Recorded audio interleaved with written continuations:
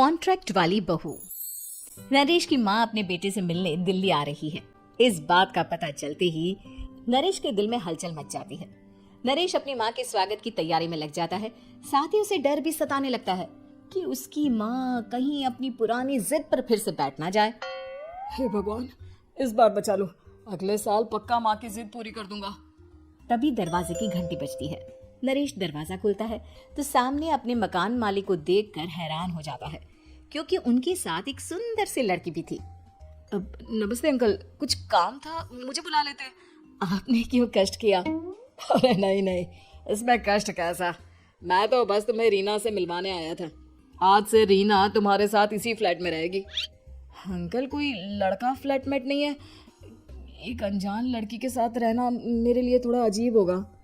देखो नरेश, मैं तुम्हें पहले भी बता चुका हूँ कि इस फ्लैट में तुम्हें किसी ना किसी के साथ एडजस्ट करना ही होगा, या फिर तुम अकेले पूरे फ्लैट का किराया दे दो, मैं किसी को नहीं रखूंगा। नरेश अपने मकान मालिक की बात सुन के रीना के साथ रहने के लिए तैयार हो जाता है, पर अंदर ही अंदर उसे ये बात खाने लगती है कि वो अपनी माँ को क्या जवाब देगा जब उसकी माँ रीना के बारे में उसे पूछेगी।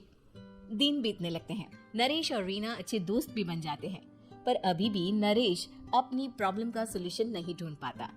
एक दिन नरेश बहुत परेशान सा बैठा होता है।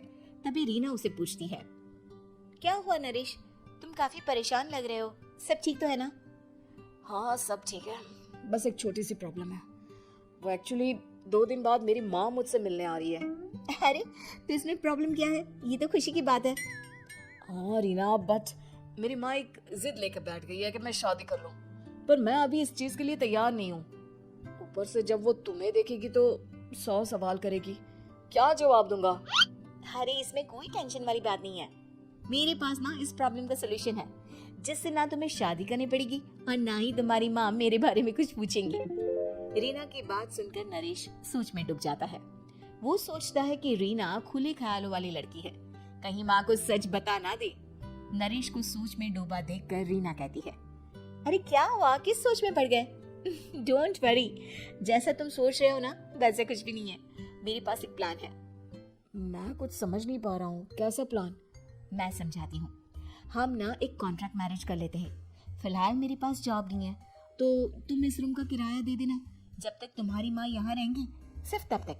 और तुम अपनी माँ से कह देना कि मैं तुम्हारी पत्नी हूँ, इससे वो मेरे यहाँ रहने पर कोई सवाल भी नहीं करेंगी। अरे बात तुम्हारी ठीक है, पर माँ से झूठ बोलना, ना बाबा, मैं ये रिस्क नहीं ले सकता। कोई और आइडिया दो ना तुम। देखो मंजूर हो तो बोलो, वरना सच बता दो, मुझे कोई प्रॉब्लम नहीं है। रीना की बात सुनकर नरेश सोच में डूब जाता है। बहुत सोचने के बाद जब उसे कोई रास्ता नहीं मिलता तो वो रीना के बताए हुए रास्ते पर चलने के लिए तैयार हो जाता है। वो रीना से बात करता है और अपनी माँ की पसंद और नापसंद के बारे में बताता है। रीना भी नरेश की सभी बातों को ध्यान से सुनती है ताकि कहीं उससे कोई गलती ना हो जाए। आखिर वो दिन भी आ जाता है जब नरेश की माँ उससे मिलने दिल्ली आ जाती है। नरेश अपनी माँ को फ्लैट पर लेकर जाता है। जैसे ही नरेश की माँ फ्लैट के अंदर जाती है, रीना उसके पैर छू लेती है। ये देखकर नरेश की माँ थोड़ी घबरा जाती है और नरेश से पूछती है, अरे बेटा नरेश, ये कौन है? माँ, ये आपकी बहू रीना है। माफी चाहता हूँ, सब कुछ इतनी जल्दी में हुआ कि आपको बता ही नहीं पाया, इसलिए सोचा कि क्यों ना आपको सरप्राइज दिया जाए। अरे बेटा, मैं तो बस तेरा घर बसा हुआ देखना चाहती थी। हाँ, बहुत अरमान थे अपनी इकलौते बेटी की शादी को लेकर, लेकिन कोई बात नहीं, शायद किस्मत को यही मंजूर होगा। ये कहते ही नरेश की माँ रीना को गले लगा लेती है। रीना बेटिया, मेरा बेटा ना थोड़ा नादान है, पर तुम काफी समझदार लगती हो और मैं जानती हूँ कि तुम इसका बहुत अच्छे से ध्यान रखोगे। माँ आप चिंता मत कीजिए, मैं सब संभाल लूंगी। नरेश की माँ अपने बहू और बेटे के साथ खुशी खुशी रहने लगती है। दिन बीतने लगते हैं। नरेश की माँ और रीना का रिश्ता बहुत मजबूत होता चला जाता है। वो दोनों सारा दिन एक साथ रहती और खूब बातें करती। इधर साथ रहते रहते नरेश और रीना भी एक दूसरे से प्यार करने लगते हैं। दोनों को इस बात का एहसास हो जाता है, फिर भी वो इस बात को छुपा कर ही रखते हैं। एक दिन नरेश की माँ और रीना शादी के बारे में बात करने लगते हैं। रीना बिटिया, ये तो नरेश ने मुझे बिना बताए शादी कर ली। वरना मैं तो अपनी इकलौती बेटी की शादी इतनी धूमधाम से करती कि सारी दुनिया देखती रह जाती। अच्छा माँ, आप ऐसा भी क्या करती नरेश और मेरी शादी में जो दुनिया देखती रह जाती? अरे बिटिया, एक माँ के अरमान तुम अभी नहीं समझोगी। मैं तो अपनी बहू को एक रानी की तरह लेकर आती और शादी भी बिल्कुल शाही अंदाज में करती, पर मेरे तो सारे अरमान ऐसे ही रह गए। खैर, मुझे तो अपने बेटे और बहू की खुशी चाहिए बस। ये कहते हुए नरेश की माँ की आंखों में आंसू आ जाते हैं। रीना भी ये सुनकर ख्यालों में खो जाती है, क्योंकि वो भी मन ही मन खुद को नरेश की पत्नी और उसकी माँ की बहू मानने लगी थी। शाम को जब नरेश ऑफिस से घर आता है तो रीना खुद को रोक नहीं पाती और नरेश के सामने उसकी माँ को अपने और नरेश के रिश्ते का सारा सच बता देती है।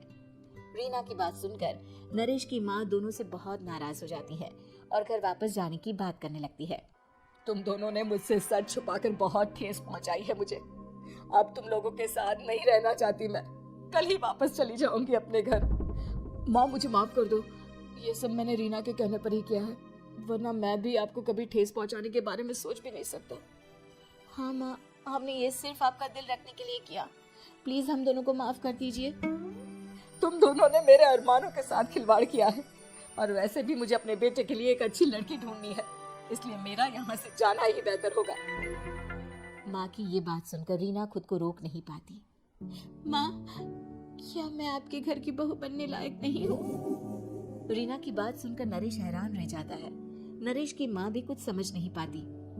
मैं कुछ समझी नहीं, आखिर तुम कहना क्या चाहती हो?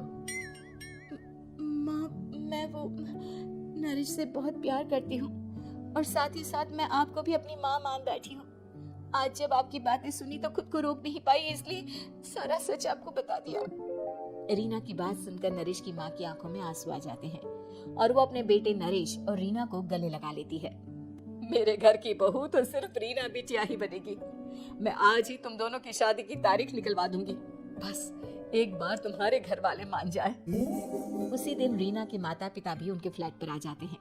दोनों परिवार आपस में बैठकर बातें करते हैं और शादी के लिए राजी हो जाते हैं। रीना भी कॉन्ट्रैक्ट फाड़ देती है और कहती है, सही मायने में मैं अब बहू बनूंगी। अब तक तो सिर्फ कॉन्ट्रैक्ट वाली बहू थी।